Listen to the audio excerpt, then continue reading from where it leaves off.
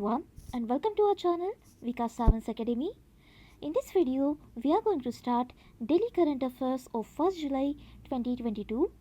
But before starting this session, if you have not subscribed our channel, then subscribe it and press the bell icon for further notifications. So let's start with the first news. Kashi यात्रा scheme ये launch की गई है bye Karnataka state government. तो इस काशी यात्रा scheme में जो 30,000 पिलग्रिम्स को मतलब अराउंड 30,000 पिलग्रिम्स को 5,000 रुपीज़ का हर एक पिलग्रिम को कैश असिस्टेंस प्रोवाइड किया जाएगा। तो ये कैश असिस्टेंस जो है ये पिलग्रिमेज को काशी विश्वनाथ टेम्पल जो कि वाराणसी उत्तर प्रदेश में है इसे विज़िट करने के लिए कैश असिस्टेंस प्रोवाइड किया जाएगा। तो इसके लिए गवर्नमेंट ने अराउंड ₹7 करोड़ सैंक्शन किए हैं from the accounts head of assistance to Manas Sarovar pilgrims. तो ये चीज़ आपको ध्यान रखनी है, assistance to Manas Sarovar pilgrims इस अकाउंट से इन्होंने ये 7 करोड़ रुपए सैंक्शन किए हैं। तो ये थी अबाउट काशी यात्रा स्कीम जो कि कर्नाटका स्टेट गवर्नमेंट ने लॉन्च की है। Then India's largest floating solar power project ये लॉन्च किया गया by wholly owned subsidiary of Tata power जो कि है Tata power solar systems in Kayamkulam Kerala.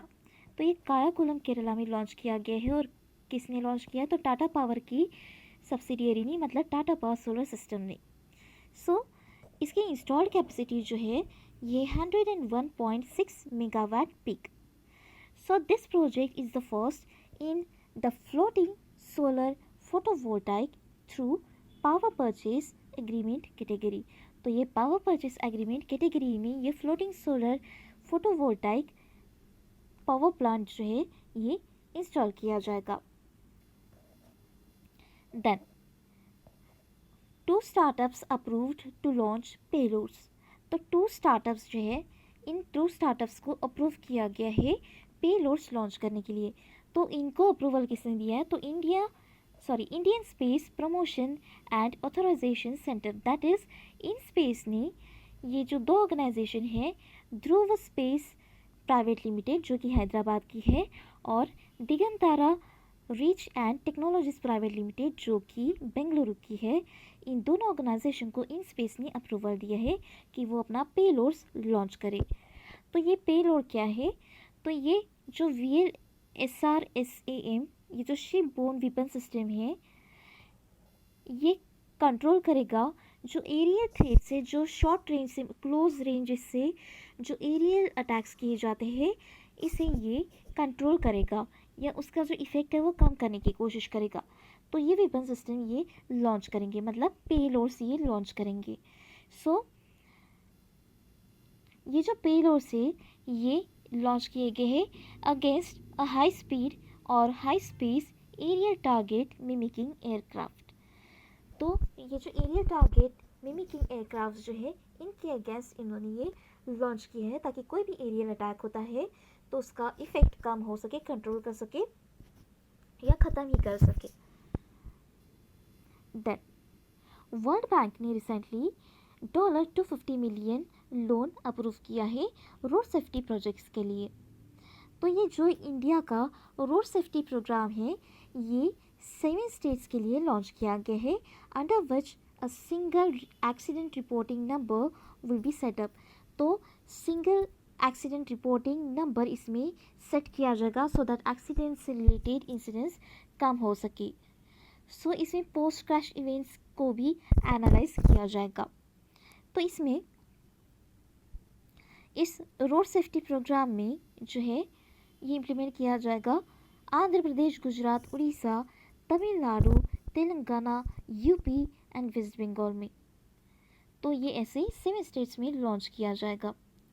इसके अलावा ये जो $250 मिलियन का जो लोन अप्रूव किया है वर्ल्ड बैंक ने इसका मैच्योरिटी पीरियड रहेगा 18 ईयर्स का।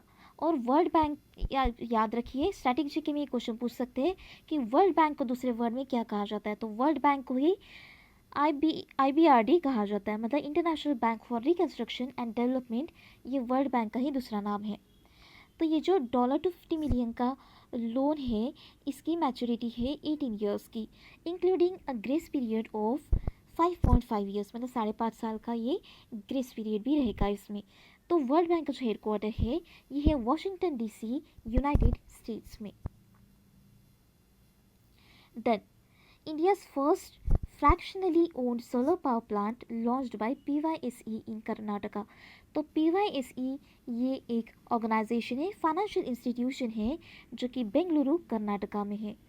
और ये जो फ्रैक्शनली ओन्ड सोलर पावर प्लांट है, मतलब फ्रैक्शनली ओन्ड का मतलब ये होता है कि अगर कोई पर्टिकुलर ऑर्गेनाइजेशन के लिए इन्वेस्टमेंट किए जा रहे, तो अगर मुझे इन्वेस्टमेंट करना है, मेरे इंस्टीट्यूशन को इन्वेस्टमेंट करना है बेंगलुरु के प्रोजेक्ट के लिए सपोज, तो मैं अदर स्टेक होल्डर्स के साथ मिलकर इन्वेस्टमेंट करूंगी, that is known as fractionally owned organisation या fractionally owned solar power plant.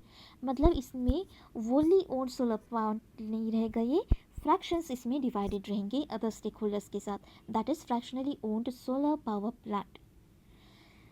So ये जो प्लेटफॉर्म है ये रिटेल इन्वेस्टर्स को इन्वेस्ट कर सस्टेनेबल प्रोजेक्ट्स में इन्वेस्ट करने के लिए मदद करेगा, जो कि सोशल इन्वायरमेंटल इम्पैक्ट्स के प्रोजेक्ट्स के लिए जितना कम हो सके उतना ये प्रोजेक्ट अवेलेबल कराएंगे, उतने में प्रोजेक्ट अवेलेबल कराएंगे। तो इसका जो टिकट साइज़ है वो कम से कम 5000 रुपीज़ का रहेगा। तो ये था सोलर पावर प्लांट के बारे में, फ्रैक्शनली और सोलर पावर प्लांट के बारे में। Then Padma stands for payroll automation for disbursement of monthly allowances, that is Padma.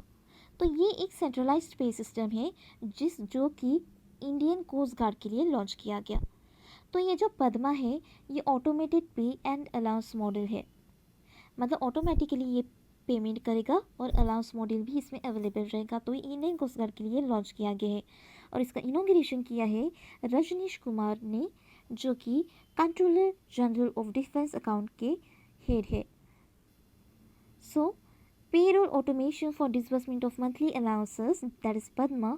ये ऑटोमेटेड प्लेटफॉर्म जो है ये लिस्ट टेक्नोलॉजीज़ के साथ साथ ये टाइमली डिसबर्सल ऑफ पेमेंट, मतलब पेमेंट को टाइमली डिसबर्स करेगा। इसी के साथ ये 15,000 around 15,000 Indian coast guard personnels के लिए अलाउंसेस भी ये प्रोवाइड करेंगे। So this is what about Padma. और रही बात इंडियन कोस्ट गार्ड की, तो इंडियन कोस्ट गार्ड के 2 डिस्ट्रिक्ट हेडक्वार्टर्स है और ये 2 डिस्ट्रिक्ट हेडक्वार्टर्स है, एक तो चेन्नई में और दूसरा है विशाखापट्टनम में। तो इसका हेडक्वार्टर आपको पूछा गया तो दोनों हेडक्वार्टर्स आपको ध्यान रखने हैं, that is Chennai and Visakhapatnam. तो रिसेंटली आसाम कैबिनेट ने जॉइंट वेंचर अप्रूव किया। तो जॉइंट वेंचर है ये स्टेट गवर्नमेंट, मतलब आसाम स्टेट गवर्नमेंट और रेल मिनिस्ट्री, इन दोनों के बीच में ये जॉइंट वेंचर कंपनी का अग्रीमेंट साइन हुआ है। तो ये जो अग्रीमेंट है, इस डील का पर्पज़ ये है कि आसाम स्टेट में रेलवे नेटवर्क इंक्रीज करने के लिए ये जॉइंट वेंचर अग्रीमेंट साइन किया गया है। तो इस जॉइंट वेंचर के बाद this deal will be known as Assam rail infrastructure development corporation limited, that is ARIDCL, जिसमें स्टेट गवर्नमेंट जो है इनके 51% स्टेक्स रहेंगे, मतलब शेयर्स रहेंगे, और बाकी जो रिमेनिंग 49% शेयर से वो रहेंगे मिनिस्ट्री के, मतलब रेलवे मिनिस्ट्री के। तो ये डिस्ट्रीब्यूशन आपको ध्यान रखना है।